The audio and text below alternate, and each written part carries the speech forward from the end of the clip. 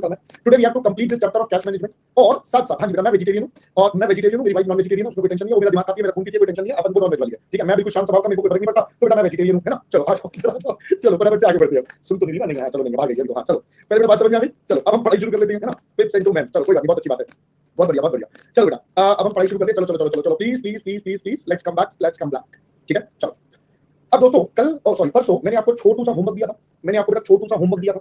छोटू सा बोले तो 3 क्वेश्चन दिए थे, 4th 5th 6th, ये 3 क्वेश्चन दिए थे बेटा। और ये 3 क्वेश्चन ने जल्दी से बेटा चैप्टर। चलो अब हम चलते बेटा अपने अगले क्वेश्चन की तरफ। तो आर यू रेडी? करेंगे सबसे पहले 8th क्वेश्चन। तो आइए अब हम 8th क्वेश्चन को पहले रीड करते हैं, ठीक है। अब आइए हम पहले 8th क्वेश्चन को रीड करते हैं, प्लीज देखो बेटा। क्वेश्चन कहता है you are given below the P&L account for 2 years for a company. बेटा 2 साल का डेटा गिवन है, ईयर 1 ईयर 2, ओपनिंग स्टॉक और फिर रॉ मटेरियल, यहां पर closing stock, sales, miscellaneous income, stores, manufacturing, other, depreciation, net profit. Normal सा डेटा आपको दे दिया बेटा क्वेश्चन में, आपको P&L बना के दे दिया अभी तो फिलहाल 2 साल का। आगे sales are expected to be 6 crore in year 3। 2 साल का डेटा दिया है, अब थर्ड ईयर की बात कर रहा है और कह रहा है सेल्स जो है लगभग 3 करोड़ हो जाएंगे, 6 करोड़ हो जाएंगी। अदर एक्सपेंसेस इंक्रीज बाय इतना, besides other charges, only raw material are in stock, assume sales and purchases are in cash terms and closing stock is expected to go up by the same amount as between year 1 and 2। कहता है हमारा closing stock same amount से बढ़ जाएगा जैसे 1 और 2 के बीच में था। You may assume no dividend is being paid. Company can use 75% of cash generated to service a loan। मतलब कंपनी जितना कैश जनरेट करेगी उसका 75% वो लोन की भरपाई में इस्तेमाल कर सकती है। पुराना कोई भी लोन चल रहा है कंपनी का, उसका 75% वो यूज करेगी। Compute how much cash from operations will be available in year 3 for the purpose ignore income tax. बेटा पहले क्वेश्चन समझ आ रहा है? अगर मैं सिंपल बोलूं तो बेटा ये कैश फ्लो का क्वेश्चन है, बट आपको सिर्फ कैश फ्लो फ्रॉम ऑपरेशंस निकालने को बोल दिया। You are suppose to compute only and only cash flow from operations rather than the complete cash flow. और क्वेश्चन ने बोला जो आएगा उसका 75% से लोन भर पाओगे। मैंने कहा ओके। अब दोस्तों कैश फ्लो फ्रॉम ऑपरेशंस निकालने के लिए हमारे पास इनडायरेक्ट मेथड होता है। इनडायरेक्ट मेथड में हमें सबसे पहले चाहिए बेटा P&L, यानी कि हमारा प्रॉफिट और लॉस। अगर प्रॉफिट और लॉस मिलेगा तभी हम आगे का काम करेंगे। तो अब टैक्स वैसे भी बना कर रखा है, तो यानी कि मुझे इस क्वेश्चन में सबसे पहले तो अपना P&L अकाउंट बनाना पड़ेगा दोस्तों। We have to prepare a P&L account for year number 3। So यहां पर हम आपके लिए अपने P&L अकाउंट का परफॉर्मा बेटा सेट कर देते हैं। तो ये हम बना लेते हैं P&L अकाउंट ऑफ ईयर 3। ये बन जाएगा बेटा पर्टिकुलर्स, अमाउंट, ये बन जाएगा पर्टिकुलर्स और अमाउंट। चलिए मैं स्टार्ट करता हूं बेटा। सबसे पहले हमें एग्जामिनर ने बता दिया भाई साहब आपकी सेल्स, और वो बता दी थी 6 करोड़ रुपीस। तो बेटा सेल्स तो सबसे पहले हमारे पास आ ही गई। उसके बाद हमसे क्या क्या बोला, आप एक एक करके चलते हैं। सबसे पहले मुझे opening stock, raw material purchase और क्लोजिंग स्टॉक, ये 3 आइटम्स बताइए बेटा। सबसे पहले अगर मैं इन 3 आइटम्स की बात करूं तो इन 3 आइटम्स में अब हम बेटा कैलकुलेशन करते हैं। इन 3 आइटम्स की कैलकुलेशन कुछ इस प्रकार से होगी। देखो अब ना आपको एक बात समझनी है, हमें सिर्फ एक डेटा गिवन है और वो है सेल्स। हमें सिर्फ एक डेटा गिवन है सेल्स। तो मेरे को अगर रिश्ता बनाना है तो वो सारा बेटा सेल्स वाले लेवल से बनाना पड़ेगा। रिश्ता मुझे सारा का सारा सेल्स से बनाना पड़ेगा। तो अब जरा समझना पड़ेगा यहां पर काम कैसे होगा। तो यहां पर आएगा सबसे पहले वर्किंग नोट नंबर 1। अपन बोलेंगे ईयर 1 और ईयर 2। मैं पहले 2 साल का डेटा लेता हूं। देखो ओपनिंग हो या क्लोजिंग हो, अल्टीमेटली हमारा जो सेल्स का रिश्ता है वो तो मटेरियल कंज्यूम्ड से बनेगा बच्चा। भाई सेल्स का रिश्ता तो मटेरियल कंज्यूम्ड से बनेगा। इतना माल बेचा उसके बदले इतना कंज्यूम करा। ओपनिंग कितना था, क्लोजिंग कितना था, that is not a big concern. अपना जो रिश्ता मेन बनेगा वो कंज्यूम से बनेगा। और कंज्यूम्ड कैसे निकलता है, opening plus purchase minus closing. तो आइए ईयर 1 की बात करते हैं। 40 लाख प्लस 150 लाख माइनस 50 लाख। तो बेटा अगर मैं ईयर 1 की बात करूं 40 प्लस 150 माइनस 50, तो बताइए जी कितना हो गया ये 140 लाख। ईयर 2 की बात करते हैं 50 275, तो बेटा ये हो जाएगा 50 लाख 200 लाख 75 लाख। आपके पास आ गया 175। अब हम देखते हैं हमारी सेल्स कितनी। तो दोनों सालों में सेल्स कितनी थी बेटा 4 करोड़ 5 करोड़ बोले तो 400 लाख 500 लाख।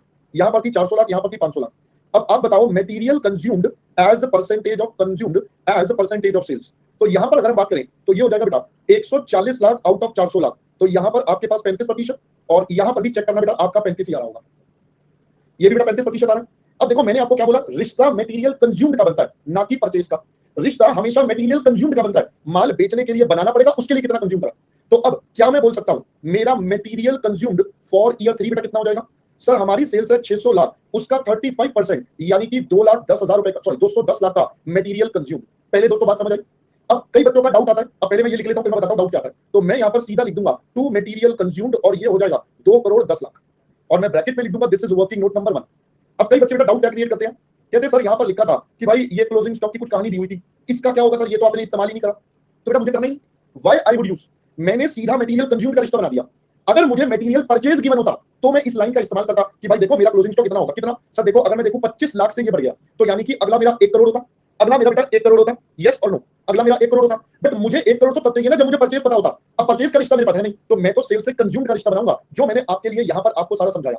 और हमने देख भी लिया है हर साल it is same, closing stock बढ़ रहा है, मेरे को समझ में आ रहा है, बट ये परसेंटेज रिमेन सेम। तो क्लोजिंग स्टॉक थर्ड ईयर का भी बढ़ेगा बट परसेंटेज रिमेन सेम, तो ये तो 210 लाख ही आएगा। आई होप अब एवरीवन गॉट दिस कांसेप्ट। पहले तो सबको बेटा पहले ये वाली बात क्लियर हो गई होगी जो मैंने यहां पर आप सबको बताई है। चलो आगे बढ़ते हैं दोस्तों। इसके बाद हमारे पास अगली आइटम क्या है बेटा? अगली आइटम है हमारा स्टोर्स। अब स्टोर्स का रिश्ता बेटा सीधा सीधा किससे बना देंगे? सेल से। हमारे पास 60 लाख रुपए था 5 करोड़ की सेल पर, हमारे पास स्टोर्स था बेटा 60 लाख रुपए। अब हमें कुछ बोला ही नहीं है तो हम इसका प्रोपोर्शनलिटी ले लेंगे बेटा, ये सब वेरिएबल ही मान के चलेंगे क्योंकि क्वेश्चन में ऐसा कुछ बोला तो है नहीं, और वो चेंज भी हो रहा है, वो हर साल चेंज भी हो रहा है, तो चेंज हो रहा है इसका मतलब ये फिक्स्ड तो है नहीं, ये बेटा फिक्स्ड तो है नहीं, तो अपन तो वेरिएबल ही लेकर चलते हैं। तो वेरिएबल लेकर चलेंगे तो बताइए बेटा कितना आ जाएगा ये आपका? आपके पास ये कितना आ जाएगा स्टोर्स का? तो अपन ये कहेंगे पिछली बार था 60 lakh on a sale of 500 lakh, अब की बार सेल्स हो गई है 600 लाख, तो आपके पास ये वैल्यू आती है बेटा कितनी? 72 लाख। ओके जी, लो जी, हमारा स्टोर्स भी डन हो गया। सिमिलर वे हम मैन्युफैक्चरिंग एक्सपेंसेस की बात कर देंगे। अगर मैन्युफैक्चरिंग एक्सपेंसेस की बात करें तो बेटा ये भी 80 lakh on a sale of 500 lakh, तो ये हो जाएगा बेटा 80 lakh on a sale of 500 lakh, हमें तो 600 लाख की सेल पर चाहिए, आप बता रहे हो 96 लाख। चलिए अगला, अगला है अदर एक्सपेंसेस। अब देखो वैसे तो ये फिक्स्ड है, अब नहीं बेटा रुक तो जाओ, सुन तो लो, अब ये तो फिक्स्ड नेचर का, ये तो एवरी ईयर सेम रहा, तो हम भी इसे फिक्स्ड मान के चलेंगे बेटा, हम भी इसे बदलेंगे नहीं, we will not change it, we will not change it, क्योंकि ये तो फिक्स्ड है, ये तो बेटा फिक्स्ड है। बट क्वेश्चन ने बोला था अदर एक्सपेंसेस 25 लाख से बढ़ जाएगा, अब की बार एग्जामिनर ने अलग से बोल दिया 25 से बढ़ा दो, अगर नहीं बोलता तो हम तो फिक्स्ड मान के चलते और 50 ही लिखते, बट एग्जामिनर कह रहा है कि भाई इसको 25 से बढ़ा दो, तो हमने कहा ठीक है भाई साहब आप बोल रहे हो तो बढ़ा रहे हैं, वरना हम ना करते इसको। अगला, अगला है डेप्रिसिएशन। देखो बेटा दोनों में सेम है, अब जब ये सेम है, क्वेश्चन ने कुछ बोला नहीं है तो हम तो सेम ही मानेंगे, जैसा मैंने अभी अदर एक्सपेंसेस के लिए भी बोला था, बट इसके लिए कुछ बोला नहीं है तो we will keep it same. चलो ये आइटम भी डन हो गई, 1 2 3 4 5 6 आइटम हो गई। सेल्स हम कर चुके, क्लोजिंग स्टॉक हो चुका, अब आते बेटा मिसलेनियस इनकम। 5 लाख 5 लाख ये भी सेम है, तो बेटा जब ये भी सेम है तो इसको भी सेम रख देंगे मिसलेनियस इनकम, तो बेटा ये भी हमारे पास हो गया 5 लाख का मिसलेनियस इनकम। अब सारी आइटम कंप्लीट हो चुकी हैं, तो दोस्तों बताइए क्या अब हम यहां से अपना नेट प्रॉफिट निकाल लें? तो बताइए ये हमारे पास एक्चुअली बैलेंसिंग फिगर आ जाएगा 1 करोड़ 2 लाख का, बताइए ठीक है, मैं इसको सर्कल डाल देता हूं, सर्कल मतलब इट्स अ बैलेंसिंग फिगर। तो ये हमने सबसे पहले तो अपना P&L तैयार कर लिया, this is our P&L, but मुझे P&L के बेस पर क्या करना है बेटा? मुझे तो अपना कैश फ्लो फ्रॉम ऑपरेशंस निकालना है, I have to find cash flow from operations. तो अब हम बनाते हैं यहां पर calculation of cash flow from operations, calculation of cash flow from operations. दोस्तों जितने बच्चे ये ओपनिंग क्लोजिंग कर रहे हैं बेटा, अभी तो मैंने बताया दोस्त, हमने कंज्यूम्ड ले लिया, इसमें ओपनिंग परचेज क्लोजिंग सब तो एडजस्ट हो गया, तो बेटा बार बार क्यों करेंगे? जब आपने पहले से कंज्यूम्ड ले लिया तो सब एडजस्ट हो गया ना इसमें। चलिए अब अगर हम यहां पर बात करें तो सबसे पहले हमारे P&L का बेटा प्रॉफिट ले लेते हैं। अब अगर हम P&L का प्रॉफिट ले तो बेटा वो हमारे पास है 1 करोड़ 2 लाख, 1 करोड़ 2 लाख। अब हम इसमें क्या ऐड बैक करते हैं सर? सबसे पहले non cash item, non cash item में P&L में डेप्रिसिएशन दिख रहा है 50 लाख का, तो मैं यहां पर जोड़ दूंगा डेप्रिसिएशन हमारे 50 लाख का, ये हमारे पास जुड़ गया। यहां तक जोड़ने के बाद हमारे पास क्या निकल कर आता है sir? It is cash flow before working capital changes, ये हमारे पास आ गया 1 करोड़ 52 लाख। अब ध्यान से सुनना, जो बच्चे गड़बड़ कर देते हैं, क्या इस क्वेश्चन में, क्या इस क्वेश्चन में कोई वर्किंग कैपिटल चेंज बताया? क्या इस क्वेश्चन में वर्किंग कैपिटल चेंज बताया? नो, वेरी गुड बेटा, बहुत बढ़िया, मुझे पता था आपका जवाब यही होगा, आप भूल गए, आप भूल गए। क्लोजिंग स्टॉक तो वर्किंग कैपिटल होता है, क्लोजिंग स्टॉक वर्किंग कैपिटल का पार्ट होता है, और आपको क्लोजिंग स्टॉक का डेटा दे रखा है, आपको क्लोजिंग स्टॉक का डेटा दे दिया, क्या पहले बेटा बात समझ आई? यहां और कोई वर्किंग कैपिटल नहीं है सर, आपने P&L में तो नहीं लिया इसको बेटा, P&L में लिया, ये ऑलरेडी इसमें एडजस्ट हो गया, वो अमाउंट ऑलरेडी 2,10,000 में एडजस्ट हो गया, क्योंकि ये नेट है, ओपनिंग परचेज क्लोजिंग तीनों का नेट ऑफ करके ये निकल गया, तो इसलिए इसमें दिख नहीं रहा, बट एक्चुअली में तो इसको एडजस्ट करा गया, तो ये जब एडजस्ट करा गया तो यानी कि बेटा क्लोजिंग स्टॉक 25 लाख से बढ़ जाएगा, जो हमने देखा था, क्लोजिंग स्टॉक 25 लाख से बढ़ गया, इसका मतलब मेरा पैसा उसमें यूज हो गया, हमारे 25 लाख पैसा इस्तेमाल हो गया। अगर 25 लाख इस्तेमाल हो गया तो अब वो मेरे पास अवेलेबल नहीं होगा, तो मुझे यहां पर माइनस करना पड़ेगा इंक्रीज इन क्लोजिंग स्टॉक। अब हम यहां पर अपने क्लोजिंग स्टॉक को माइनस कर देंगे, दैट इज 25 लाख रुपए, तो यानी कि अब हमारे पास क्या निकल कर आ गया? और कोई आइटम बताई नहीं है, तो यहां से हमारे पास आ जाएगा बेटा cash flow, cash flow after working capital changes, ये निकल कर आ गए दोस्तों after working capital changes. 1 crore बेटा कितना? 27 लाख आप बता रहे हो, बहुत बढ़िया। अब एग्जामिनर ने क्या बोला था? जितना कैश फ्लो होगा उसका 75% could be used for loan, तो अब बताइए therefore amount available in year 3 for servicing loan, भाई लोन की सर्विस लेने के लिए आपके पास कितना होगा बेटा? सर 1 करोड़ 27 लाख रुपए का 75% अपन कवर कर दे, तो बताइए दोस्तों कितना आता है? 95,25,000। अब बताओ जी कैसा लग रहा है? एक आसान सा क्वेश्चन, एक इजी वाला, मतलब कोई ज्यादा टेक्निकल नहीं था, बट यस दिमाग वाला पॉइंट था। दो ही पॉइंट मेन थे बेटा, एक ये वाला वर्किंग, एक मटेरियल कंज्यूम्ड का, और एक ये इंक्रीज इन क्लोजिंग स्टॉक का, जो बच्चे गड़बड़ करते हैं, जो बच्चे गड़बड़ करते हैं। ठीक है, अब एक बच्चे का डाउट आ रहा था, सर ये ना स्टोर्स को कुछ मैच नहीं हो रहा, यहाँ 50 है यहाँ 60 है, बेटा जो भी है हमें सबको सेल्स के बेस पर लिंक करना है, क्योंकि मेरे पास सिर्फ एक सेल्स ही है जिसको कैलकुलेट कर सकता हूं, जो मुझे गिवन है। अब ये सेम तो है नहीं, वेरिएबल मान नहीं सकता, तो बेटा इसको अपन सॉरी फिक्स्ड मान नहीं सकता, तो हमें वेरिएबल मान के ही काम करना पड़ेगा। We don't have any other option, we don't have any other option. तो अपन मान लेंगे कि ये आपका क्या बनेगा बेटा? वेरिएबल बनेगा। आई होप पहले अब आपको समझ में आ गई, क्योंकि मेरे पास डेटा अनअवेलेबल है, so I don't have that option, इसलिए मैंने इसको वेरिएबल मान के कर लिया। Got it? चल अब आप फटाफट से पहले इस क्वेश्चन को कॉपी करिए, फिर आपके सामने एक बॉम्ब ब्लास्ट होगा, एकदम मतलब बॉम्ब ब्लास्ट हो जाएगा अगला क्वेश्चन में। यू विल बी लाइक, हैं ये क्या है? तो अभी करिए बेटा, कर लिया है ना? तो क्वेश्चन नंबर 8 बेटा पहले कॉपी करो प्लीज, करिए बच्चों कॉपी।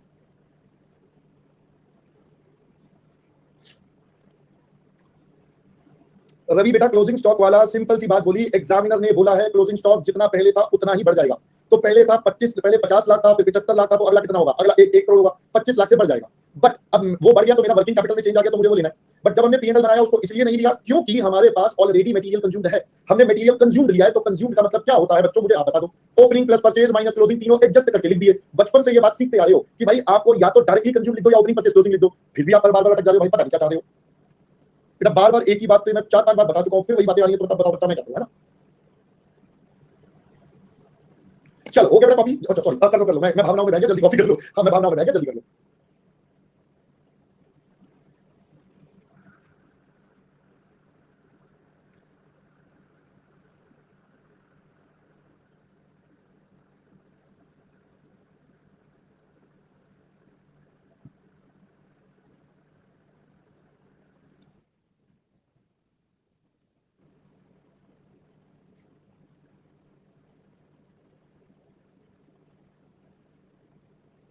हो गया बच्चों यहाँ तक कॉपी एवरीवन? अरे एवरीवन का मतलब मैं परम से ही पूछ रहा होता हूं बस। बेटा लिखने की जरूरत नहीं है अदनान, आपको लिखने की जरूरत नहीं है, बाय डिफॉल्ट अंडरस्टूड है।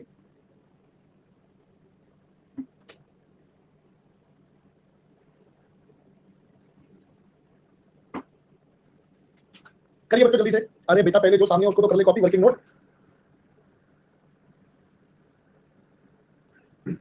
बेटा हो गया तो तू आराम से चिल मार, बैठ जा, तू आराम से बैठ तू ना, आराम से बैठ। ज्यादा ज्यादा कोई कष्ट हो रहा है तो मुझे बता देना, उसका तरीका बता देता हूं।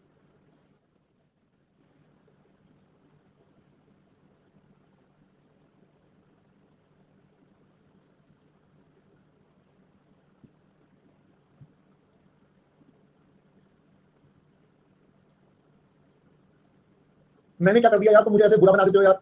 मैंने क्या करा बे? बेटा जितने मर्जी का आए ना, सृष्टि क्यों टेंशन लेती है? बेटा 10 नंबर का आए, 15 का आए या 20 का आए, क्यों टेंशन लेती है? तो जितने का भी आए।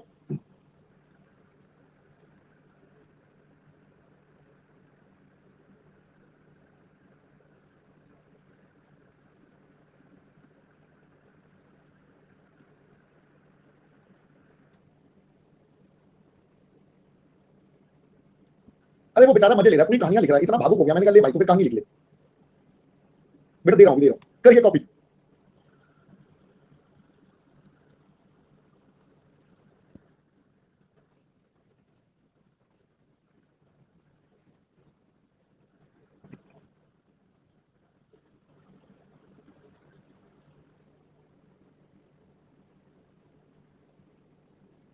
बेटा टेलीग्राम चैनल पर, वहां पर आपको लिंक मिल जाएगा, पूरा का पूरा ट्रैकर मिल जाएगा, वहां पर आप देख सकते हो।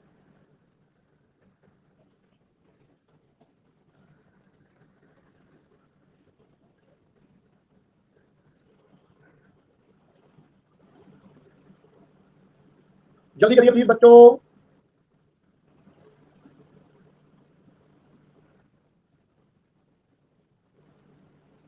हो गया बेटा डॉन, चलो बहुत बढ़िया।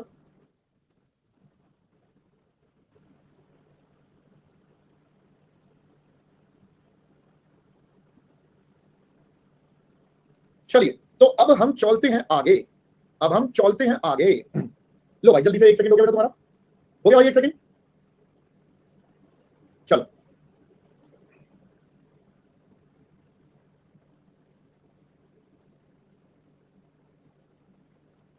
भाई, दूसरा आया होता तो फिर एग्जामिनर कुछ और देता, ठीक है भाई? ठीक है दोस्त, चलो अब ना मेरी बात सुनना बेटा। अगला क्वेश्चन काफी ही बड़ा क्वेश्चन है। अगला क्वेश्चन बेटा काफी बड़ा सा क्वेश्चन है, उसको ना पहले पढ़ना पड़ेगा तसल्ली से। जब तक आप उसे पढ़ोगे नहीं तब तक वो समझ आएगा नहीं। तो आपको बेटा पहले तो उसे ध्यान से ढंग से पढ़ना पड़ेगा। सर कैसे पढ़ेंगे? मैं पढ़ाऊंगा आप पढ़ेंगे, ठीक है? मैं पढ़ाऊंगा आप पढ़ेंगे, तो आराम आराम से अब मेरे साथ साथ सारे बच्चे करेंगे, ठीक है? आपको मैंने आज की जो रिवीजन क्लास है बेटा, जो हम ऑलरेडी एक प्लान बना चुके हैं वेडनेसडे थर्सडे वाला, थर्सडे की जगह फ्राइडे पहले से था, लिंक मैंने ऊपर दे दिया, आप उसे एनरोल कर लो, ठीक है? आप उसे एनरोल कर लो ताकि आप सब आराम से काम कर ले। आज बेटा मटेरियल चैप्टर और साथ साथ जॉब एंड बैच कॉस्ट्यूम, ठीक है? चलो आइए अब हम बेटा पढ़ाई शुरू करते हैं आपके साथ, प्लीज आप कॉन्सेंट्रेट। क्वेश्चन नंबर 9 मैं आपको बता दूं बेटा, इसका सॉल्यूशन बहुत ही छोटा सा है, इसका सॉल्यूशन बहुत छोटा सा है। मेन ये क्वेश्चन बस बड़ा है पढ़ने का, ठीक है ना? इसका सॉल्यूशन इतना बड़ा आसान, पहले देख लो 1 2 3 4, बस 4 स्लाइड्स का है, 4 स्लाइड्स का है, ठीक है, छोटा सा, ज्यादा बड़ा नहीं है हमारे पास आंसर। चलिए आइए बेटा आराम से इसको पढ़ते हैं। अब प्लीज सारे बच्चे बेटा इधर ध्यान दे लो, वरना बेटा बाद में सब गड़बड़ हो जाएगा, सब गड़बड़ हो जाएगा, ठीक है। आइए देखिए बेटा, SK Limited is a manufacturing company producing and selling a range of cleaning products to wholesale customers. It has 3 suppliers and 2 customers. इसका मतलब 3 लोगों से माल खरीदता है जिनको पैसे देने पड़ेंगे, 2 कस्टमर्स है जिनको माल हम सेल करते हैं, मतलब ये हमारे डेटर्स हो जाएंगे। SK Limited relies on its cleared funds forecast to manage its cash. Now what is cleared funds? आइए जरा इसके बारे में पहले समझते हैं। बेटा आपको अगर पता हो, आप चेक जब बैंक में डिपॉजिट करते हो तो आप पहले चेक डिपॉजिट करते हो, उसके 2 दिन बाद वो पैसा आपके अकाउंट में रिफ्लेक्ट होता है, या सिंपल भाषा में बोलूं 2 दिन बाद you can withdraw that fund. Am I right? Yes और नो? तो जो 2 दिन का समय है, जो 2 दिन का समय हुआ, इसको हम टेक्निकल शब्दों में बोलते हैं बेटा फ्लोट। इसको हम टेक्निकल शब्दों में क्या बोलते हैं? Float, FLOAT। फ्लोट का मतलब होता है टाइम गैप, फ्लोट का मतलब होता है बेटा टाइम गैप। अब फ्लोट जो होता है वो कई सारे प्रकार का होता है। अगर मैं एक सेल्स ट्रांजैक्शन की बात करूं तो बेटा फ्लोट कई सारे प्रकार का होता है। जैसे एक होता है बेटा बिलिंग फ्लोट, आपने माल भेज दिया बट आपका बिल बनने में टाइम लगता है, तो वो हो गया आपका बिलिंग फ्लोट। फिर बिल बनने के बाद आपका बिल आपके कस्टमर तक भेजना, ये हो गया बेटा टाइम का, कोरियर का, पोस्टल फ्लोट। फिर उसके बाद डेटर्स अपना टाइम पीरियड लेगा, जितने दिन में पैसे देने हैं, ये आपका क्रेडिट हो गया। फिर वो आपको चेक देगा। चेक आप ऐसा तो नहीं सीधा बैंक में डाल दोगे, पहले आपको उसकी अकाउंट्स में अपने एंट्री वगैरह पास करनी पड़ेगी, बुक्स ऑफ अकाउंट्स में आप उसकी रिकॉर्ड करोगे, तो ये आपका अकाउंटिंग फ्लोट हो गया या एडमिन फ्लोट हो गया। ऐसा तो नहीं इमीडिएटली सब कुछ हो जाएगा, एक दिन लग जाता है, कई बार 2 दिन भी लग जाते हैं। फिर उसके बाद वो चेक बैंक में जाएगा, बैंक में जाने के बाद क्लियरिंग फ्लोट आता है और फाइनली वो क्लियर होता है। पहले बात समझ आई बेटा क्या होता है पहले फ्लोट का मतलब? तो अपन कह रहे हैं हमारी जो कंपनी है वो क्लियर्ड फंड्स पे रिलाई करेगी, मतलब जिस दिन पैसे उसके बैंक अकाउंट में आएंगे फ्लोट के बाद, वो वाले पैसे कंसीडर करने हैं। पहले बात समझ में आई आपको क्वेश्चन की? अब देखो नॉर्मली बच्चा क्या करता है, इस लाइन को अब तक तो पढ़ के पूरा क्वेश्चन पढ़ चुका होता, मैं तो एक लाइन पे अटक गया, एक वर्ड पे अटक गया, इतनी देर में तो पूरा क्वेश्चन निपटा चुके होते। इसलिए मैं कहता हूं कि ध्यान से पढ़ो, स्लो पढ़ो, हर वर्ड को इवैल्यूएट करो अच्छे से, उसके बाद आगे बढ़ो, ठीक है जी। चलो अब हम चलते हैं बेटा और आगे। आगे क्या कहता है? You are an accounting technician for the company and have been asked to prepare a cleared funds forecast for the period Friday 9th July to 13th July inclusive। मतलब 9 तारीख, 10 तारीख, 11, 12, 13 बेटा इन 5 दिन का आपको अपनी क्लियर्ड फंड की स्टेटमेंट बनानी है कि आपके एज अ कंपनी के अकाउंट में कितना क्लियर्ड फंड्स होगा। You have been provided with the following information. बेटा अगर मैं इसको सिंपल भाषा में बोलूं, मैं क्या बोल दूं बेटा, मुझे कैश बजट बनाना है। बस अब की बार कैश बजट में हमें एक बात का ध्यान रखना है कि जिस दिन वो क्लियर होगा हमें उसी दिन लेना है, हमें डिपॉजिट वाला नहीं लेना, हमें क्लियर वाला लेना है। क्या पहले दोस्तों बात समझ में आ गई? पहले चलो अब मैं आपसे ना वैसे एक बात कर रहा हूं, आजकल आपको पता है there are multiple ways to make the payment. हमारे पास बेटा मल्टीपल वेज है पेमेंट करने के लिए, 2 हो गया, 3 हो गया, 4 हो गया और 5 हो गया। एक मिनट से कॉलम बना। हाँ, जैसे अगर मैं बात करूं, हमारे पास बेटा यूपीआई होता है, नेट बैंकिंग है, आजकल वो क्रेडिट कार्ड का स्वाइप या डेबिट कार्ड का स्वाइप होता है, चेक भी होता है, बड़े सारे होते हैं। बट अगर मैं बात करूं जैसे अपन पेटीएम यूज करते हैं, यूपीआई यूज करते हैं, या स्वाइप यूज करते हैं, या कुछ भी करते हैं, क्या मैं बोलूं इनका पैसा इमीडिएटली होता है? बेटा इनका जो ट्रांसफर है वो इंस्टेंट है, मतलब यहाँ पे कोई 1 दिन 2 दिन नहीं लगते, इमीडिएट होता है। यस और नो? तो बेटा that is the point you have to understand.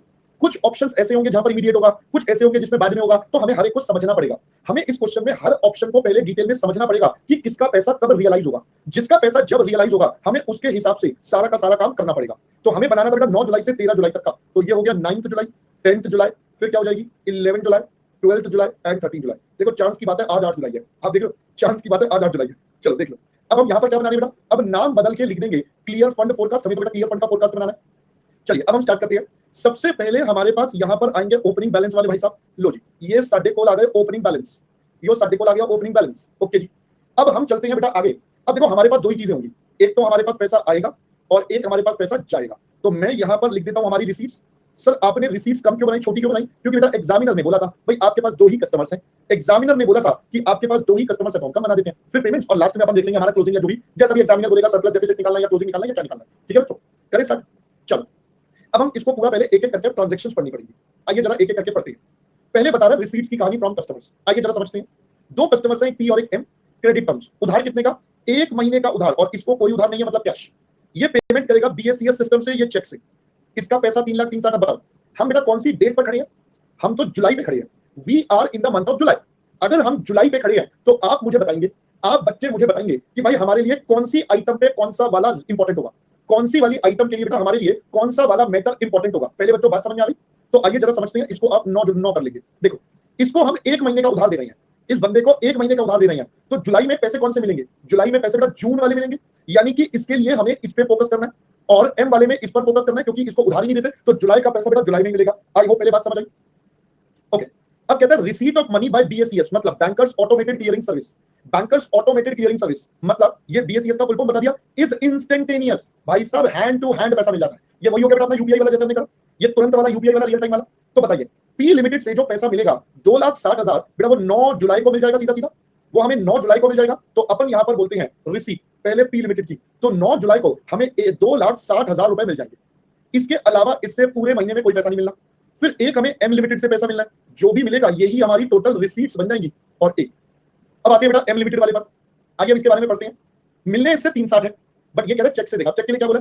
M limited cheque will be paid into SK limited bank account on the same day as the sale is made and will clear on the third day following this excluding day of payment. मतलब 9 तारीख को जमा करा बेटा, 9 को deposit करा, तो आप इसे हटा दो, फिर 10, 11, 12 थर्ड डे पर क्लियर होगा, तो 12 जुलाई को ये वाले पैसे मिलेंगे।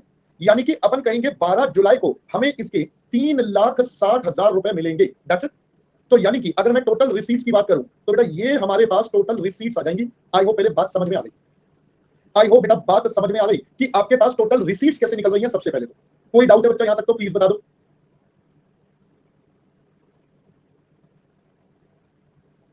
चलिए अब हम चलते हैं बेटा आगे।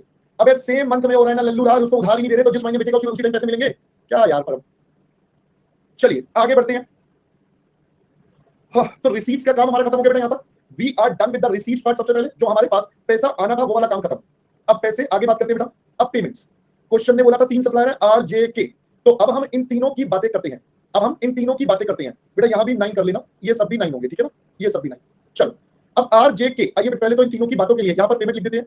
यहां पर आ जाएगा सबसे पहले आर लिमिटेड, जे लिमिटेड और क्या था के लिमिटेड। आर जे के, इन तीनों की बातें करते हैं।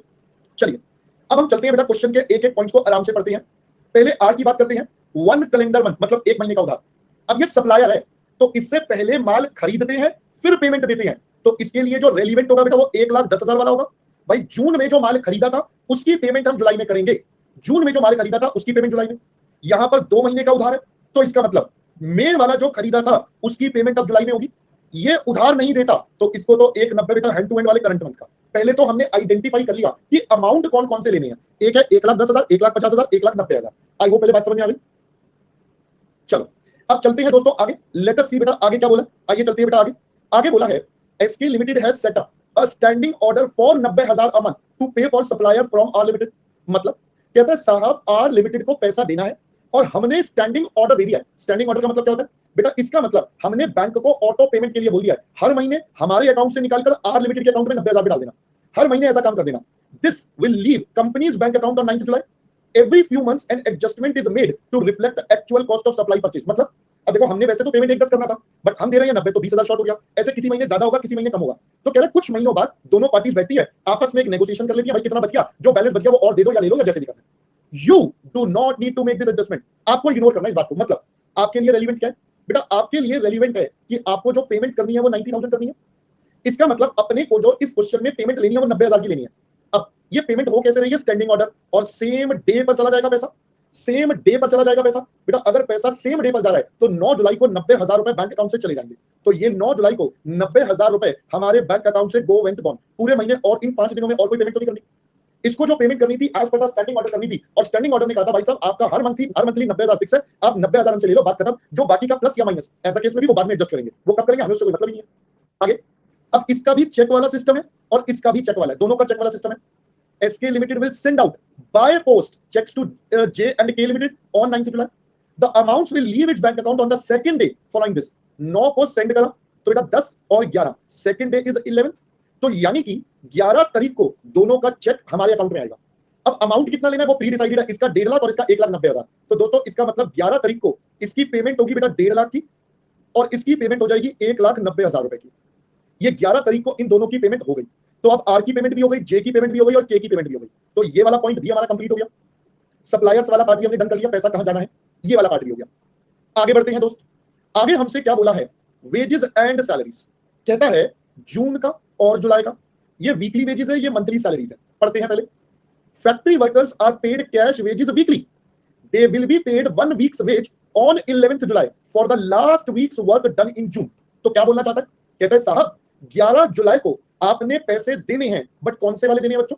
आपको पैसे देने हैं जून वाले, आपको पैसे देने हैं जून के हफ्ते के। तो बेटा ये वीकली वेजेस हमारे पास आ रहा है, ये वीकली वेजेस हमारे पास आ रहा है, यानी कि हमें तो ये 24,000 की पेमेंट करनी है, हमें तो ये 24,000 की पेमेंट करनी है। तो आइए अब हम इसकी 24,000 रुपए की पेमेंट कर लेते हैं। तो बेटा 24,000 की पेमेंट अपन कर देते हैं जुलाई में। तो यहां पर आ जाएगा फैक्ट्री वेजेस हमारे पास जो हम पे करेंगे। ये 24,000 रुपए 11 जुलाई को बेटा पे हो जाएंगे। आई होप दोस्तों पहले बात समझ में आ गई। 24,000 11 जुलाई को पे हो गए। आगे क्या बोला है? All the office workers are paid salaries monthly by BSES. क्या था बेटा बीएसईएस? इंस्टेंट वाला। बीएसईएस था इंस्टेंट वाला। Salaries for June will be paid on 9 July. जून की सैलरी 9 जुलाई को पे होगी, तो 1,12,000 रुपए बेटा पे हो जाएंगे। तो ये हमारे पास कौन सी थी? सैलरीज, और ये पे हो जाएगी यहां पर 1,12,000। यहां पर बेटा बाकी सब 9 जुलाई को पे हो गई। चलिए आगे बढ़ते हैं। आगे बोलता है अदर मिसलेनियस पेमेंट्स, इनकी बात कर लेते हैं। एवरी फ्राइडे मॉर्निंग, फ्राइडे बोले तो बेटा 9 जुलाई की बात कर रहा है, फ्राइडे बोले तो 9 जुलाई की बात कर रहा है। पेटी cashier withdraws ₹400 from the company bank account for पेटी कैश। 400 रुपए निकाल लेता है पेटी कैश के लिए। Money leaves bank account straight away. बेटा 400 रुपए इमीडिएटली निकल जाएंगे, तो 9 जुलाई को पेटी कैश आ जाएगा। तो यहां पर आ जाएगा हमारा पेटी कैश और 400 रुपए की पेमेंट। बट ये फ्राइडे को निकालता है, तो बाकी पूरे हफ्ते कुछ नहीं। आगे, room cleaner is paid ₹60 from पेटी कैश एवरी संडे मॉर्निंग। बताओ जी, संडे मॉर्निंग को ये पे होता है, तो संडे मॉर्निंग बोले तो बेटा 11 तारीख को, तो 11 तारीख को 60 रुपए चले जाएंगे। तो बेटा इसका कोई एडजस्टमेंट नहीं होगा, क्योंकि ये बैंक से नहीं पेटी कैश से पे हो रहे हैं। So we don't have to do any adjustment. ये तो पेटी कैश से पैसे जा रहे हैं, हमारे बैंक से तो जा नहीं रहा, दिमाग नहीं लगाना। चलो आगे बढ़ते हैं। Office stationery will be ordered by telephone on Saturday 8 July to the value of ₹600।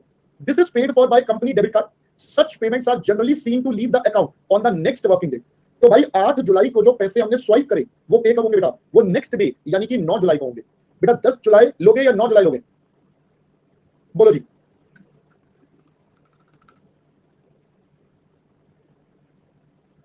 बेटा अपन अपन अपन लेंगे बेटा नेक्स्ट डे। अपन इसमें नेक्स्ट वाले में नहीं जाएंगे। भाई आप एक बात बताओ, आप जब कार्ड स्वाइप करते हो तो क्या बैंक कहता है संडे को I am not interested, Monday दूंगा तुझसे पैसे, जा जी अपनी जिंदगी? बताओ, क्या बैंक ऐसे कहता है? संडे को मैं काम नहीं करता, मेरी मशीनें बंद हो जाती हैं। बताओ बेटा, संडे को भी तो चलता है ना सब कुछ। मैं नालायक, है ना? तो अगर हम इसकी बात करें तो बेटा 9 जुलाई को ही पेमेंट हो जाएगा। 9 जुलाई को ही पेमेंट हो जाएगा। पहले बच्चा बात समझ में आ गई? बोलो जी, बोलो जी, बोलो। 9 जुलाई को पेमेंट हो जाएगा। क्लियर है? चलो अब हम चलते हैं बेटा यहां पर। तो 9 जुलाई को बेटा हम यहां पर पे कर देते हैं। ऑफिस स्टेशनरी 600 रुपए का। क्या हुआ? क्या हो गया?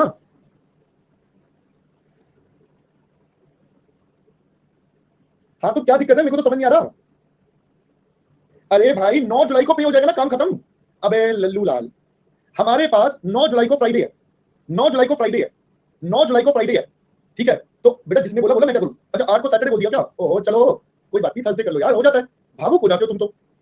कोई बात। 8 जुलाई को बेटा थर्सडे हो जाएगा। अच्छा यही बोल रहे थे क्या? कोई बात। 8 जुलाई को थर्सडे हो जाएगा और फ्राइडे को बेटा पे हो जाएंगे 600 रुपए। तो अपन यहां पर बोलते हैं दिस इज ऑफिस स्टेशनरी। तो ऑफिस स्टेशनरी 600 रुपए 9 जुलाई को बेटा पे हो गए। क्लियर? चलो और आगे बढ़ते हैं। 5 new software will be ordered over the internet on 10th July at a total cost of 13,000. Check will be sent out on the same day. Amount will leave bank account on the second day following this, excluding the day of posting. बताइए बेटा पैसे कब जाएंगे? पैसे कब जाएंगे? पैसे जाएंगे बेटा 12 जुलाई को। बहुत बढ़िया, पैसे जाएंगे हमारे 12 जुलाई को। तो बताइए बेटा 12 जुलाई को पैसे दे दे। 12 जुलाई को एक काम करो बेटा, इस पॉइंट में भी गड़बड़ है, आप इसको 12 जुलाई करो वरना इस पॉइंट का मजा नहीं आएगा। आप इस पॉइंट को 12 जुलाई करो, अब ये एक्चुअली में मजेदार पॉइंट बनेगा। अब आप इसको 12 जुलाई करो। अब बोलो, अब पढ़ो बेटा। 5 नए सॉफ्टवेयर हैं जो 12 जुलाई को खरीदे, टोटल कॉस्ट बेटा 13,000। चेक दिया, तो अब बताइए ये कब जाएगा? 14 जुलाई को। हमें 14 जुलाई का बनाना है कुछ, हमें 14 जुलाई का कुछ बनाना है। नो, तो इग्नोर करना है, छोड़ दो बेटा, कुछ करना ही नहीं। अभी तो आपको लग रहा है कुछ नहीं करना, बाद में देखेंगे इसका क्या करना है। ठीक है, अभी तो आपको लग रहा है कुछ नहीं करना, बाद में देखेंगे बेटा इसका क्या करना है। ठीक है, बाद में देखेंगे इसका क्या करना है। चलिए, other information, balance on company 4 lakh on 9 July. This represents both the book balance and the clear funds. तो कह रहे भाई साहब आपको बताना है बेटा इसका बुक बैलेंस और क्लियर फंड कितना होगा। हमने कहा ओके जी। तो देखिए जरा, यानी कि और कोई ट्रांजैक्शन तो है नहीं हमारे पास। ओपनिंग बैलेंस बेटा 4 लाख हमें बता दिया, तो हमें सीधा क्लियर फंड्स निकालने हैं। तो मैं यहां पर थोड़ा थोड़ा एडजस्ट करने की कोशिश करता हूं। ये हमारे पास है बेटा 4 लाख, ये आ जाएगा टोटल पेमेंट। इसको हम मार्क कर देते हैं बेटा बी। करिए जरा टोटल कितना हो जाएगा? 90,000, 1,12,000 और 1,000। तो ये आता है बेटा 2,03,000, ये आता है 0, ये आ जाएगा 150, 190 प्लस 24,000, ये हो जाएगा बेटा 3,64,000। फिर उसके बाद हमारे पास कितना है दोस्तों? ये है हमारे पास 3,60,000 और ये है 0। चलिए अब सबसे पहले हम बात करें क्लियर्ड फंड्स की। तो क्लियर्ड फंड्स हमारे पास बेटा क्या हो जाएगा? ए प्लस बी माइनस सी। तो अगर हम यहां पर देखें तो आप बता रहे हो पहले वाले केस में अमाउंट बेटा कितना आ रहा है? 4,57,000। 457 क्या हो गया? अच्छा सॉरी, अरे सॉरी मैंने ऊपर वाला कॉपी मार दिया, गलती हो गई यार। ठीक है ना, माफ करो, आगे बढ़ो। नालायक, मैंने ऊपर वाला गलती से कॉपी मार दिया 3 साल। बेटा ये अब हमारा 457 बेटा ऊपर आ जाएगा और ये वाला क्लियर बैलेंस 457 ही रहेगा।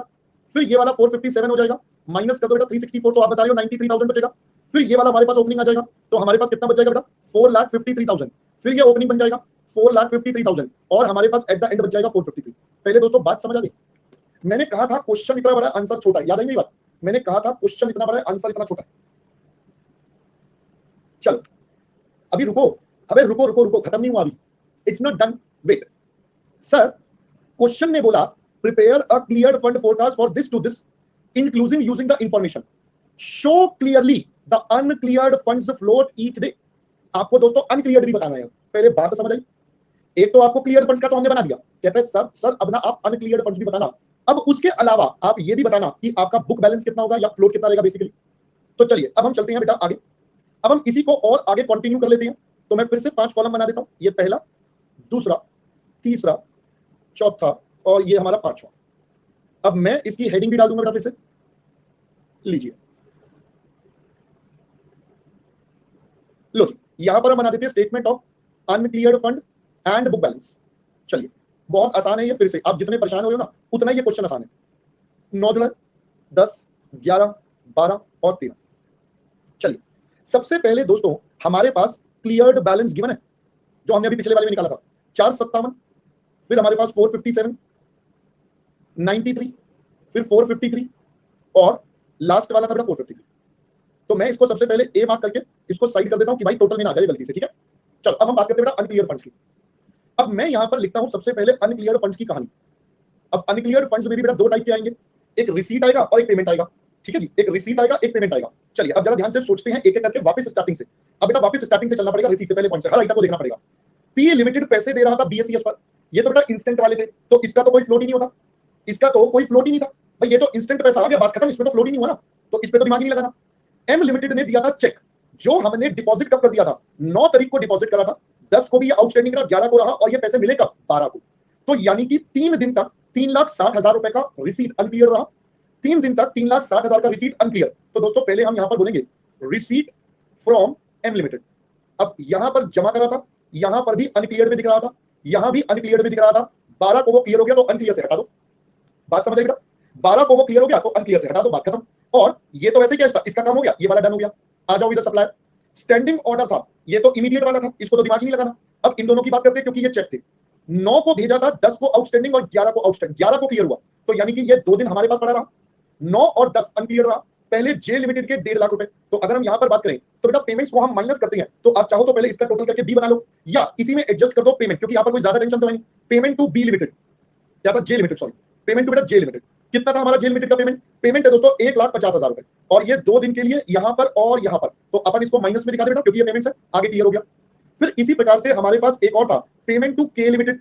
अब के लिमिटेड का जो अमाउंट था वो था 1,90,000, तो यानी कि ये भी 2 दिन 1,90,000 माइनस 1,90,000 माइनस, आगे क्लियर हो गया। और अब चेक करना, इसका क्लियर फंड्स हमने यहां लिया था, चेक कर लो, ये देखो 3,60 हमने यहां लिया, फिर इसका 90 और 1,50 11 तारीख को लिया था, ये देखो 11 तारीख को क्लियर में ले लिया, तो यानी कि बिल्कुल ठीक चल रहा है मामला, हमने क्रॉस वेरीफाई भी कर लिया। अगला अगला हमारे पास है, अगला हमारे पास है बेटा, ये हमने कर लिया। अब आ जाओ इधर, वर्कर्स आर पेड वीकली, और ये तो इमीडिएटली पे हो रहा है बेटा, ये भी इमीडिएटली पे हो रहा है, तो इनका तो हमें कुछ करना ही नहीं है, we don't have to handle this, इनको इग्नोर मारो। कैश निकाला बेटा, कैश निकाला, बहुत अच्छी बात है, इमीडिएटली निकाल लिया। पेटी कैसे पे करा, कुछ नहीं, हमने तो वैसे ही नहीं करा इसे। स्टेशनरी खरीदी 8 तारीख को, पे हुई 9 तारीख को, बताइए बेटा कितने दिन का आउटस्टैंडिंग, 1 दिन का, बट हमें बनाना ही। क्या हमें 8 जुलाई वाली प्रिपेयर करनी है, नो, तो आंखें बंद बेटा, इग्नोर, सीधा पेमेंट ही हो गया, हमने तो 9 तारीख को क्लियर ही कर दिया, इसका भी कुछ नहीं करना। सॉफ्टवेयर खरीदे 12 जुलाई को, पे होंगे 14 को, तो यानी कि 12 तारीख और 13 तारीख, ये 2 दिन आउटस्टैंडिंग रहेगा 13,000 रुपए, यानी कि यहां पर हम लिख देते हैं पेमेंट ऑफ सॉफ्टवेयर, ये है दोस्तों 13,000, ये 12 तारीख और 13 तारीख को आउटस्टैंडिंग रहेंगे, 14 को पे होंगे, वो हमें करना नहीं, और कुछ बचा नहीं। अब हम इनका टोटल कर देते हैं।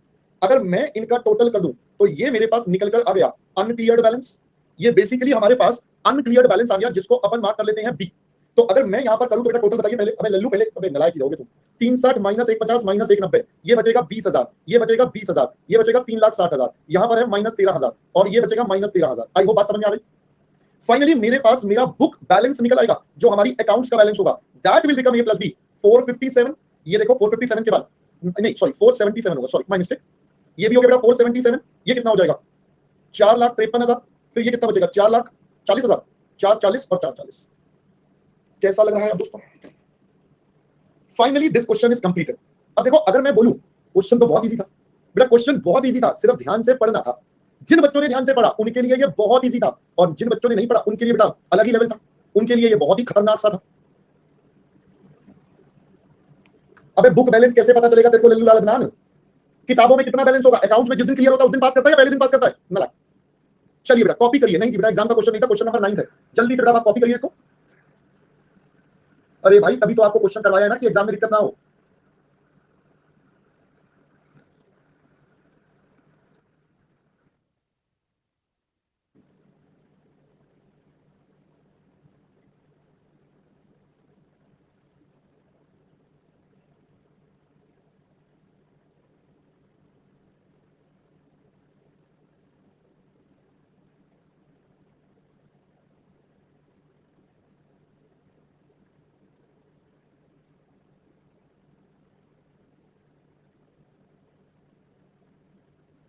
करिए बच्चों जल्दी जल्दी।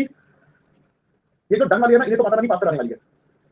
ठीक है, जिनका हो गया ना बेटा वो थोड़े शांति से बैठो, आराम से झुंझुना देखो, जाओ ऐसे करके ना छोटे बच्चों को झुंझुना झुंझुना से खेलो बेटा, जाओ टाइम पास करो, जाओ नाला। यही बच्चे होंगे जिनका सबसे पहले टेस्ट में कुछ सवाल आता है, सर यार क्वेश्चन तो होते नहीं हमसे यार, सर समझ नहीं आता क्वेश्चन को शुरू कैसे करें। ठीक, बाकी सब हो जाता है बट हमें ये समझ नहीं आता कि क्वेश्चन को शुरू कैसे करें, क्योंकि यही वो होनहार हैं जिन्होंने क्लास में कभी समझा ही नहीं होता कि क्वेश्चन को शुरू कैसे करना होता है।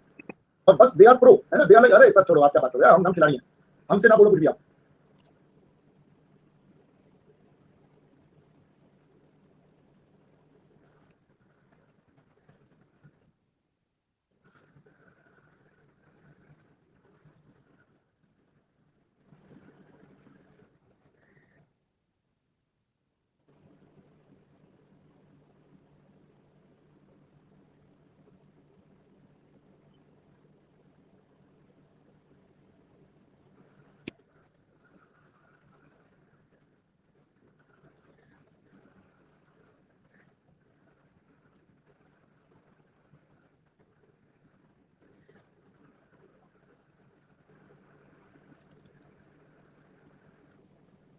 बेटा तनु जो सॉरी ईशा, हमें जो बोला है हम वही लेंगे ना, हमें जो वेजेस के लिए बोला है हमें वही लेना, फैक्ट्री वाले के लिए बोला पिछले जून वाले हफ्ते की देनी है, और अमाउंट में जून वाले हफ्ते का अमाउंट हमें दे दिया था, तो जो दिया था हमें वही लेके काम करना पड़ेगा।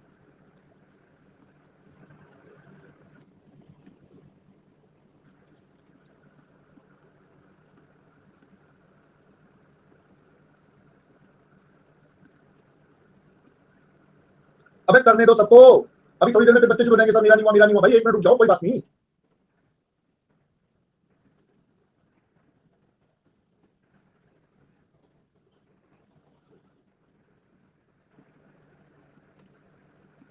करिए बेटा नेक्स्ट।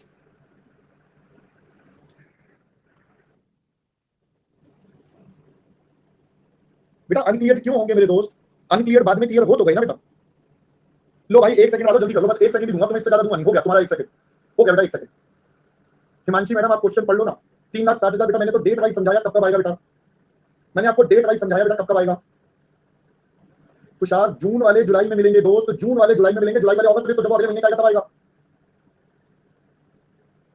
हम तो बेटा जिस महीने का बनाएंगे उसी महीने का डेटा लेकर काम करेंगे।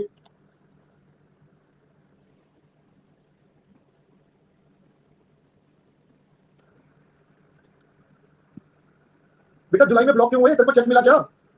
भाई मेरे हम क्या निकाल रहे हैं पहले ये सोच रहा है तू, मैं वर्किंग कैपिटल नहीं निकाल रहा हूं यहां से, मैं क्लियरिंग वाली रिपोर्ट बना रहा हूं, जब मेरे पास चेक आया तब क्लियर हुआ, जब वो चेकिंग है वो अगस्त में आएगा तब देखेगा दोस्त, काहे कंफ्यूज हो रहा है दोनों में। हे प्रभु,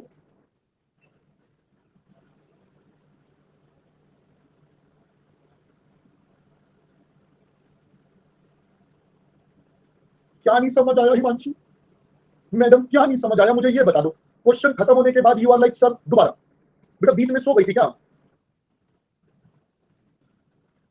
बेटा जब ज्यादा कंफ्यूजन हो रही है दोबारा देख लेना, बट मुझे नहीं पता आपको कंफ्यूजन क्या हो रही है।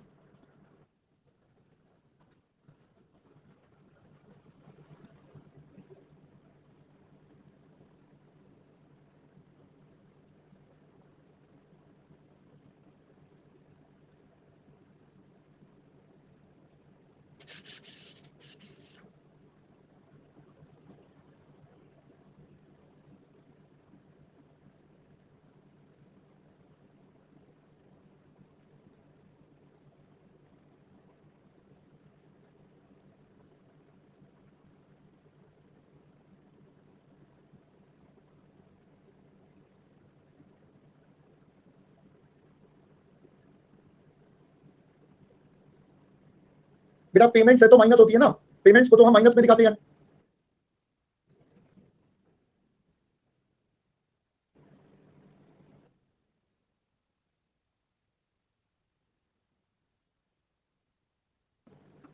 चलिए आई होप अब सबने बेटा यहां तक कर लिया है। बेटा पेटी पेटी कैश वाला क्या बताओ, बेटा पेटी कैश था बस, 600 के निकाले थे, बस निकाल के रख लिया जो भी अमाउंट था, 500 600 जो भी था निकाल के रख लिया तो रख लिया। मैं चलो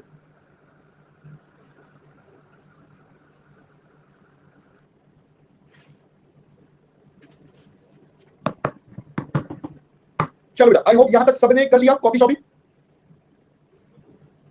चलिए अब मैं चलता हूं दोस्तों आपके साथ next. Are you guys ready?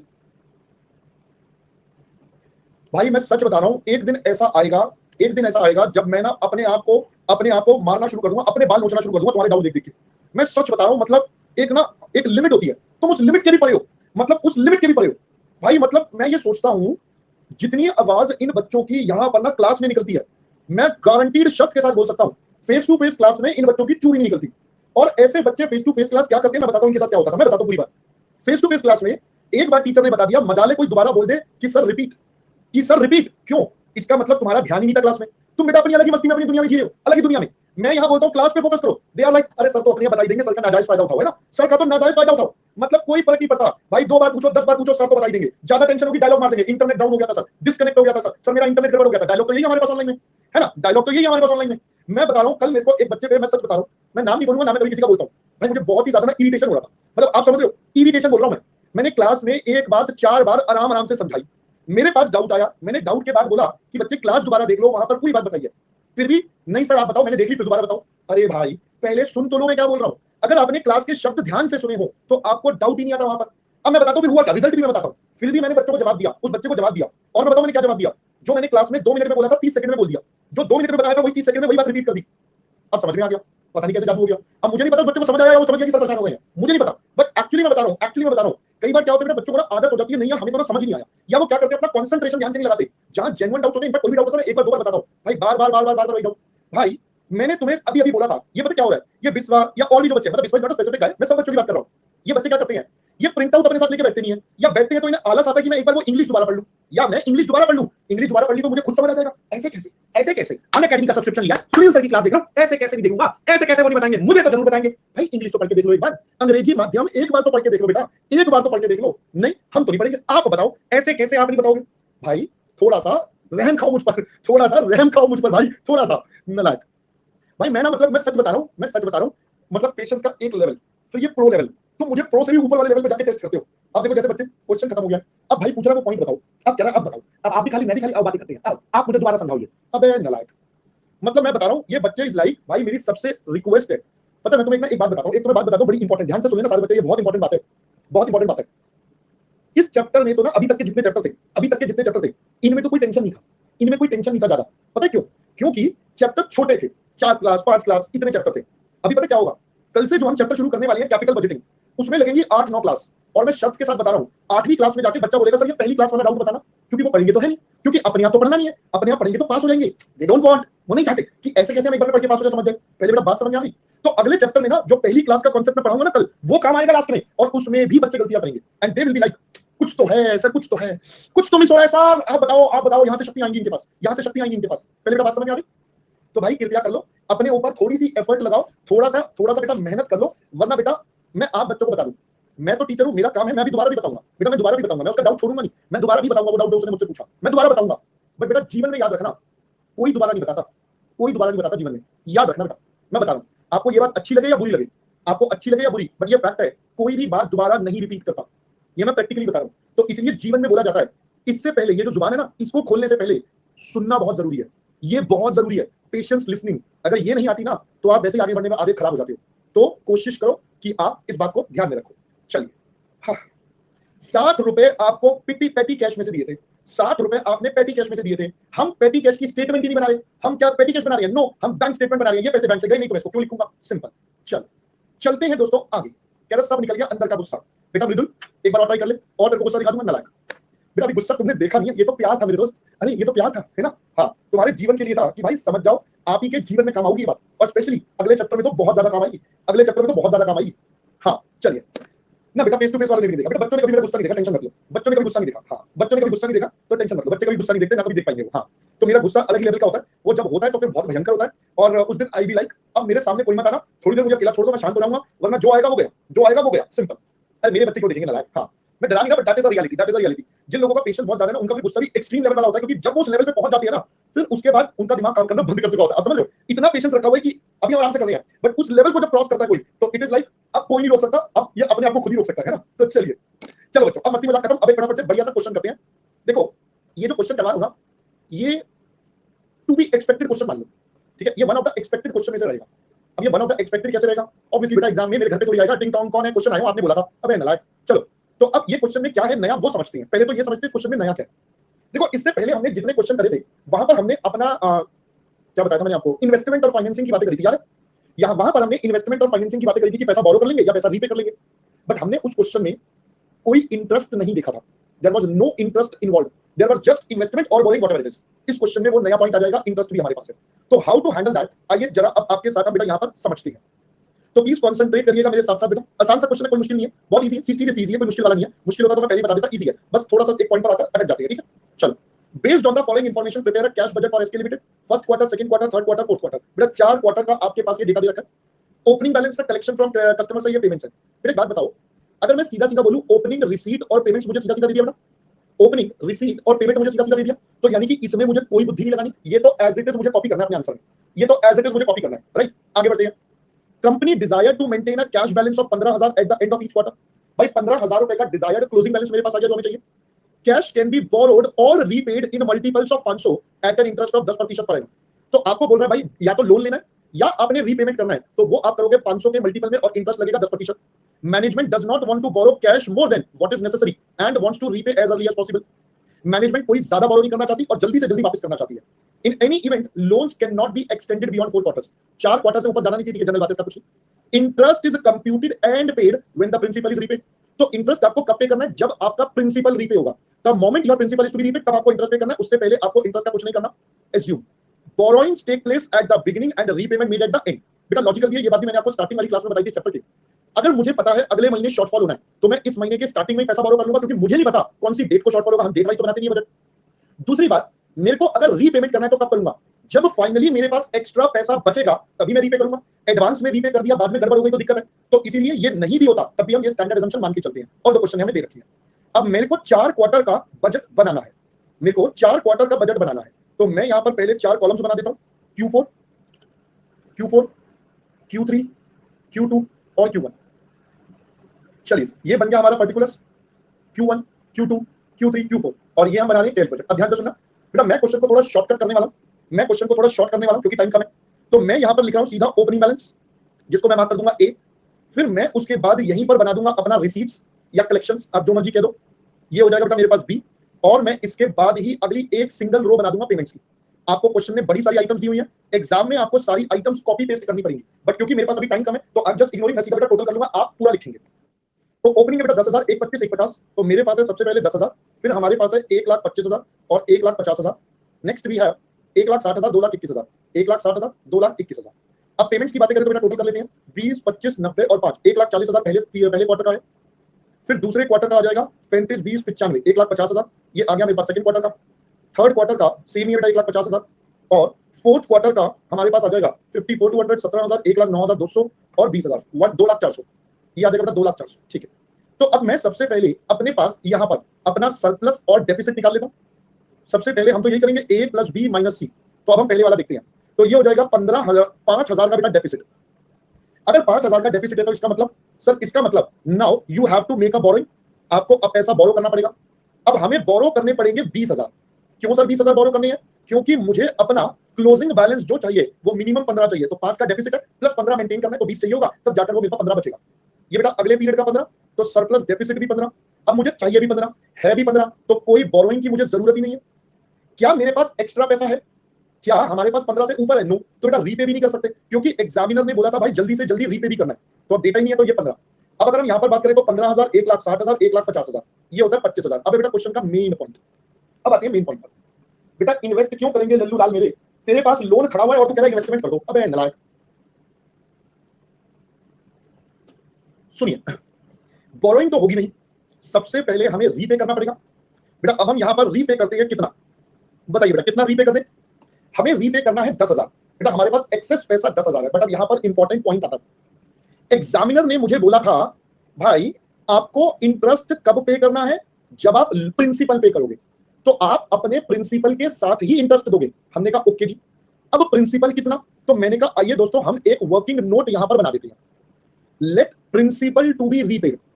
अगर हम इसकी बात करें कि हमारे को प्रिंसिपल कितना पे करना है, तो हम मान लेते हैं बेटा भाई, तो यानी कि therefore interest up to third quarter तक का इंटरेस्ट कितना, y इंटू 3/4। हम बिगिनिंग में लोन लेंगे, मतलब क्वार्टर 1 के स्टार्टिंग में लोन लिया, तो क्वार्टर 1 पूरा, क्वार्टर 2 पूरा, क्वार्टर 3 पूरा। आई होप पहले बात समझ में आ गई, यानी कि 0.75 बाई, राइट। अब अच्छा सॉरी, ये मैंने गलत कर दिया, 100 रहेगा ना बेटा इसका, ये भाई इस पे परसेंटेज लगाएंगे ना, कितना परसेंटेज था सर, ये 10% था, तो 10% फॉर 3/4 ऑन y, तो 0.075 y आएगा। Now therefore y plus 0.075 y is equal to 10,000, तो y की वैल्यू 10,000 डिवाइडेड बाय 1.075, 9,302 रुपए। यानी कि अगर हम 9,302 पे करते हैं विद इंटरेस्ट जोड़ देंगे तो हमारा 10,000 बन जाएगा। बट अब एक और कंडीशन एग्जामिनर ने बताई थी, बोरो और रीपे करना है 500 के मल्टीपल्स में, तो मतलब आप 9,300 नहीं दे सकते, आपको 500 का मल्टीपल चाहिए। अब 500 का मल्टीपल क्या होगा, 500 का मल्टीपल 9500 होता है। अगर मैं 9500 पर जाऊंगा तो मेरा बेटा लोन प्लस इंटरेस्ट 10,000 से ऊपर चला जाएगा, क्योंकि 9302 तो मैक्सिमम है विद इंटरेस्ट। अगर इससे ऊपर गया तो 10,000 से ऊपर वो हम कर नहीं सकते, तो मुझे क्या करना पड़ेगा, कम करना पड़ेगा। तो हम यहां पर लिखते हैं in multiples of ₹500 principal to be repay. हमें कितना प्रिंसिपल रीपे करना है, हमें पे करना पड़ेगा 9,000 रुपए। अब यहां पर आते हैं, प्रिंसिपल रीपे होगा 9,000, साथ साथ हमारा इंटरेस्ट पे होगा। आप ध्यान से देखना, शब्दों का खेल होता है। प्रिंसिपल के आगे वर्ड है रीपे, क्योंकि वो पहले लिया था उसे वापस कर रहे हैं। इंटरेस्ट के आगे वर्ड है पे, क्योंकि वो पहली बार कर रहे हैं। तो इसमें कुछ नहीं, 9,000 का 10% 3/4, तो अगर हम देखें तो आप बता रहे हैं 675, तो यानी कि 25,000 माइनस 9,675, 15,325 रुपए बच गए। ये हमारे पास पैसा बच गया। अब ये अगले पीरियड का ओपनिंग बन जाएगा, प्लस 15,325 प्लस 2,21,000 माइनस 2,400, तो यानी कि हमारे पास अब बैलेंस कितना बच गया, हमारे पास बच गया 35,925। अब कितना एक्सेस है हमारे पास, हमारे पास एक्सेस है 20,925, 15,000 मिनिमम मेंटेन करना है।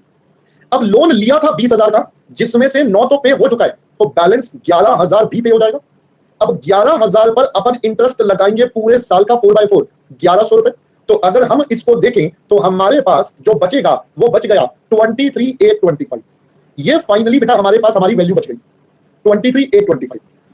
आई होप पहले बात समझ आ गई। तो यहां पर आकर हमारा ये क्वेश्चन आपके साथ बेटा कंप्लीट हो गया। ये एग्जाम में आने वाला एक प्रोबेबल क्वेश्चन है जो आपके पास आ सकता है। हाँ जी बेटा, खत्म था बस इसमें यही था। या एग्जामिनर का ज्यादा दिमाग घूम गया तो वो क्या करेगा, ये वाला पार्ट किसी भी और क्वेश्चन के साथ मिक्स करके दे देगा। भाई जरूरी ना ऐसा ही होगा, ये फाइनेंसिंग और इन्वेस्टमेंट वाला पार्ट किसी भी बड़े क्वेश्चन के साथ मिक्स करके 10 नंबर का बना के दे सकता है। तो डिपेंड करेगा एग्जामिनर पर कि वो कैसे दे रहा है। दूसरी बात, एग्जाम एक बच्चे डाउट पूछ रहे हैं कि सर एग्जामिनर ने कहा था बैलेंस 15,000, तो दोस्तों ये जो बैलेंस होता है ये तो मिनिमम होता है ना। अब इससे ज्यादा है तो क्या हो गया, कोई छीन थोड़ी लेगा तुमसे, तुम्हारे पैसे हैं तो भाई पड़े हुए तो पड़े हुए, कोई बात नहीं। अब इन्वेस्टमेंट के बारे में बताया नहीं तो नहीं कर रहे, खत्म कहानी। हमें तो दिमाग लगाना है ना, हमें नहीं दिमाग लगाना, कोई बात नहीं। अब दोस्तों इसके बाद आपका क्वेश्चन नंबर 11 होमवर्क में रहेगा। ये आपका बेटा 11 क्वेश्चन होमवर्क में रहेगा। दिमाग लगाना पड़ेगा, दिमाग लगाना पड़ेगा, तब जाकर ये क्वेश्चन सॉल्व होगा। ठीक है, दिमाग लगाना पड़ेगा तब जाकर ये क्वेश्चन सॉल्व होगा। मजेदार क्वेश्चन है, बहुत बढ़िया क्वेश्चन है। ठीक है, बहुत बढ़िया क्वेश्चन है। बता दूं, चलो कल बताएंगे। ये बहुत बढ़िया क्वेश्चन है। ठीक है, ओके। फर्दर, जैसा कि मैंने आपको पहले बोला था आज की क्लास में, मैं आपको होमवर्क दिया था बेटा क्वेश्चन नंबर 4 का। इसका सॉल्यूशन आपको यहां पर दिया हुआ है मैंने, तो आप अपने आप इसको एनालाइज कर लेना बाद में क्लास को, स्लाइड्स को डाउनलोड करके। भाई जिसका अगर कोई गलती है पूछा तो देख लेना कहां पर क्या गड़बड़ हो रहा है। ठीक है, ऐसे ही क्वेश्चन नंबर 5 की बात करूं, ये बेटा क्वेश्चन नंबर 5 की बात करूं, ये आपके स्टडी मॉड्यूल का क्वेश्चन है वैसे तो, ऑल्दो मैंने यहां पर आपको पूरा आंसर दे दिया है। यहां पर बेटा मैंने आपको पूरा आंसर भी दे दिया है, तो आप यहां से इवैल्यूएट कर सकते हो कि आपके पास बेटा कितना कितना क्या क्या हुआ। So it was again a very very good question, बहुत बढ़िया क्वेश्चन था। थोड़ा सा दिमाग लगाना पड़ेगा और अंग्रेजी पे फोकस करके पढ़ना पड़ेगा। जिन बच्चों ने अभी तक नहीं ट्राई करा वो एक बार इसको अपने आप दोबारा ट्राई करना, जिन बच्चों ने नहीं करा वो एक बार दोबारा ट्राई करना। अब आपको मैंने आज क्वेश्चन नंबर 9 की इंग्लिश पढ़ाई, आराम आराम आराम आराम से पढ़ा। जब नहीं समझ आई मैं 2 बार पढ़ूंगा, 3 बार पढ़ूंगा। अबे इंग्लिश ही तो है, आज समझ नहीं आ रही जब इतना टाइम है तो सोचो पेपर में क्या हो सकता है। तो इसलिए दोस्तों होमवर्क पे पहले खुद मेहनत करना सीखो, खुद मेहनत करोगे तभी समझ में आएगा। पहले बात समझ आई। फिर मैंने आपको क्वेश्चन नंबर 6 भी दिया था, इसका होमवर्क, ये इसका सॉल्यूशन बेटा ये रहा, ये भी आपके स्टडी मॉड्यूल का क्वेश्चन है, तो ये आपके पास है, आप आराम से बाद में इनको एनालाइज कर लेना। दिस इज देयर, आप क्लास के बाद बेटा इन्हें स्लाइड्स को डाउनलोड करके आराम से चेक कर लेना, जिसकी जो भी गलतियां होंगी कुछ होगा पता चल जाएगा। सबसे इंपॉर्टेंट बात, अब सबसे इंपॉर्टेंट बात दोस्तों, अब अगर मैं आपके कोर्स की बात करूं तो मेरे पास अब ज्यादा कोर्स बचा नहीं एफएम का। हमारे पास एक चैप्टर बचा है जिसका नाम है इन्वेस्टमेंट डिसीजंस, या आप बोल दो कैपिटल बजटिंग। फिर एक जो मेन चैप्टर बचा है वो है डिविडेंड डिसीजंस, जो कि 2 क्लास का चैप्टर है सिर्फ, it is just 2 class matter, इससे ज्यादा नहीं है। फिर एक जो मेन बचेगा रेशो, जिसमें हम लगभग 4 से 5 क्लास लगाएंगे, जिसमें हम 4 से 5 क्लास इन्वेस्ट करेंगे, हो सकता है एक ज्यादा ऊपर नीचे हो जाए। ये 3 बचे हैं प्रैक्टिकल वाले। फिर उसके बाद हमारे पास बचेगा बेटा एक प्योर थ्योरी चैप्टर जिसका नाम है सोर्सेज ऑफ फाइनेंस। ये एक प्योर थ्योरी चैप्टर है बेटा, सोर्सेज ऑफ फाइनेंस या टाइप्स ऑफ फाइनेंसिंग, जो मर्जी बोल दो। इस चैप्टर के लिए अगर अगर हमें अभी टाइम मिल गया तो मैं अभी करवा दूंगा, वरना जब मैं बैच के लास्ट में या बाद में थ्योरी का पार्ट लूंगा तब हम इस चैप्टर को वहां पर कवर कर लेंगे, बिकॉज ये प्योर थ्योरी चैप्टर है। ठीक है, तो ये जो प्योर थ्योरी चैप्टर है इसको हम लास्ट में अगर टाइम मिला तो देख लेंगे, बैच में मिल गया तो देख लेंगे, जैसा भी होगा ये मेरी तरफ से होगा। प्रैक्टिकली बस अब हमारे 3 चैप्टर बचे हैं। हाँ जी बेटा, फिर वो इको के बाद होगा, अभी नहीं हुआ तो। नेक्स्ट पॉइंट, कल से we are starting this chapter.